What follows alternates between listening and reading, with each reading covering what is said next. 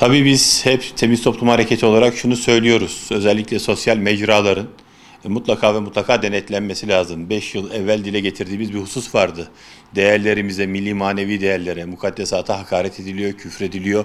Uygunsuz içeriklerle çocuklarımız bizim değerlerimizden uzaklaştırılıyor. Mutlaka bu denetlensin ve yaptırım uygulansın diyorduk. Bugün bu yaptırım uygulanıyor. İnşallah bundan sonra denetimler aynı disiplinde devam eder. Bu sıkıntıların önüne geçilmiş olur. Yani ilkelerin ortaya koyulması gerekiyor. TikTok kapatılmayabilir. Fakat çocuklarımızın ahlakını bozacak, toplumumuzun ahlakını bozacak içeriklerin yayınlanması tabii doğru değil. Biz bununla alakalı çevremizde de tepkileri görüyoruz, duyuyoruz.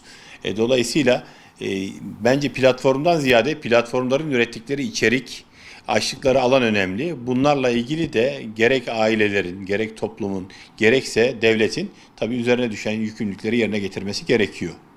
Tabii oyun piyasası o kadar büyük ki milyar dolarlarla ifade ediliyor. Özellikle ülkemiz oyun platformlarında en hızlı büyüyen ülkelerden bir tanesi ve bu oyunların kahir ekseriyeti yabancı firmaların oyunları.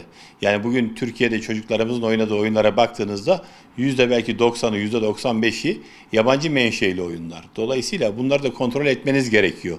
Biz bununla alakalı iki tane hususu hep dile getiriyoruz. Bir, bunların çocukların üzerindeki etkileri, yani kontrolsüz kullanımları, bağımlılıkları beraberinde getiriyor. Bağımlılıkları beraberinde getirdiğinde çocuklarımız hedeflerinden, ideallerinden uzaklaşıyor, başarıları düşüyor, sosyal aktivite alanlarına ayırdıkları vakit azalıyor, izole oluyorlar toplumdan, sanal arkadaşlıklar, dostluklar ediniyorlar.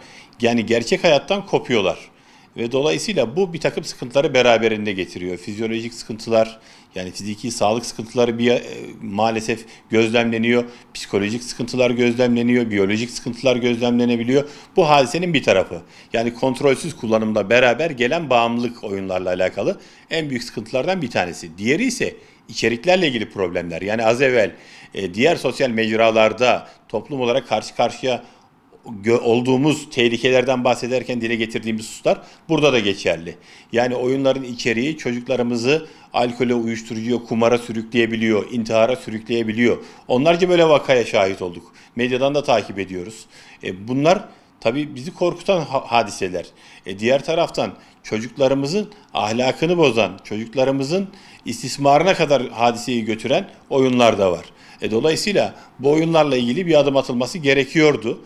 Bununla ilgili denetlemelerin doğru yapılması gerektiğini de biz hep ifade ediyoruz. Çocuklarımızın oyun alanlarının sınırlandırılması gerektiğini de ifade ediyoruz.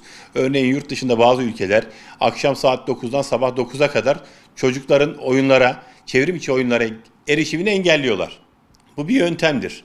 Yani hem bağımlılık noktasında çocuklarımızı koruyabiliriz hem içerik anlamında. Diğer taraftan bu oyunlarla ilgili devletin içerikleri denetleyici bir sistem oluşturması da gerekiyor. Eğer bunlar oluşturulursa çocukların yaş kategorisine göre bu oyunlara erişimi sağlanırsa, ki bu TC kimlik numarasıyla yapılabilir. Bazı ülkeler bunu da uyguluyorlar. Biz 5 sene evvel bunu da dile getirmiştik. Yani çocuğunuz kaç yaşında? 15 yaşında. Kendine uygun olmayan çevrim içi bir oyuna erişememeli. Bunlar sağlanırsa meseleler çok daha çabuk çözülebilir. Diğer taraftan yerli oyun alanlarında, yani yerli oyunların sayısının artması lazım. Doğru içerikli oyunların sayısının artması lazım. Çünkü çocuklarımız teknolojiyle beraber bu oyunlara erişimde istekliler, bunu görüyoruz. Her birimiz evinde belki bu manzarayla karşı karşıya kalıyor. Türkiye'de de 45 milyonun üzerinde bu oyunları oynayan insan sayısı. Yani sadece çocuklar oynamıyor, yetişkinler de oynuyor. Onu görüyoruz rakamlara baktığımızda. Demin ifade ettiğim milyar dolarlık bir alan var. O zaman ne yapmamız lazım? Bu alanı doğru değerlendirmemiz lazım. Yurt dışından gelen oyunları doğru değerlendireceğiz. Süzgeçten geçireceğiz. Çocuklarımız yaş kategorisine göre doğru oyuna erişebilecekler. Ama diğer taraftan biz milli oyunlarımızı piyasaya süreceğiz. Milli oyunlarımızla çocukları muhatap edeceğiz. Bu oyunlarda bizim değerlerimize, inancımıza ters düşmeyen oyunlar olacak. O zaman istismar olayları olmayacak, şiddet olayları olmayacak, ahlaki ve manevi dejenerasyon oluşturan hadiselerle çocuklarımızı karşı karşıya getirmemiş olacağız. Dolayısıyla özellikle bu Amerikan menşeli oyunla alakalı getirilen kısıtlamadan sonra bu meselelerin yeniden konuşuluyor olması sevindirici. Bunu aileler tekrar gündeme almalı.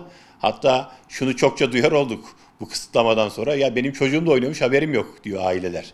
Yani aileler evlerinde çocukların hangi oyun oynadığını, oynadıkları oyunun hangi içerikte olduğunu maalesef bilmiyorlar. Çocuklarımız da bu manada hadisenin vahametine vakıf olmadıkları için iş istediğimiz yerlere kadar gidebiliyor. Demin de ifade ettik, Allah korusun intihara kadar sürükleyebiliyor. Allah korusun çocuklarımızın istismarına kadar mesele gidebiliyor. Dolayısıyla bu manada atılan adım önemlidir. Bir başlangıçtır. Bundan sonrası için de daha ince, eleyip sık dokuma açısından belki bir yol açtı. Ben faydalı olacağını düşünüyorum.